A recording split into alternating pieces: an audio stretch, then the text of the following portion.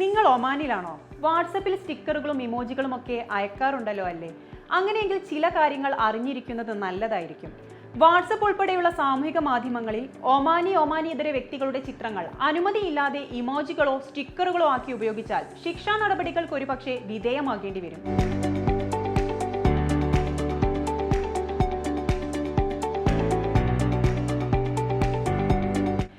ഉപയോഗിച്ചാൽ കനത്ത പിഴയോ തടവോ ലഭിക്കാൻ സാധ്യതയുണ്ടെന്നും ചൂണ്ടിക്കാണിക്കുന്നു. ചിലപ്പോൾ നിങ്ങളുടെ സോഷ്യൽ മീഡിയ അക്കൗണ്ട് താൽക്കാലികമായോ ശാശ്വതമായോ അടച്ചുപൂട്ടുന്നതിലേക്ക് നയിച്ചേക്കാം.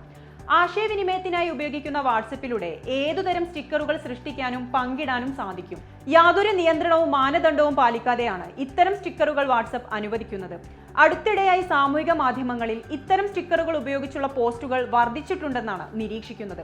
ഇങ്ങനെയുള്ള പോസ്റ്റുകളിൽ ഒമാനിയതര വ്യക്തികളുടെ പരിഹാസ ഭാവങ്ങളുള്ള ചിത്രങ്ങളാണുള്ളത്. വ്യക്തികളുടെ സമ്മതമില്ലാതെ അവരുടെ പടങ്ങൾ ഉപയോഗിച്ചുള്ള സ്റ്റിക്കറുകൾ ഉണ്ടാക്കുന്നത് സ്വകാര്യ ജീവിതത്തിന്റെ വ്യക്തമായ നിയമലംഘനമായാണ് നിയമം കണക്കാക്കുന്നത്.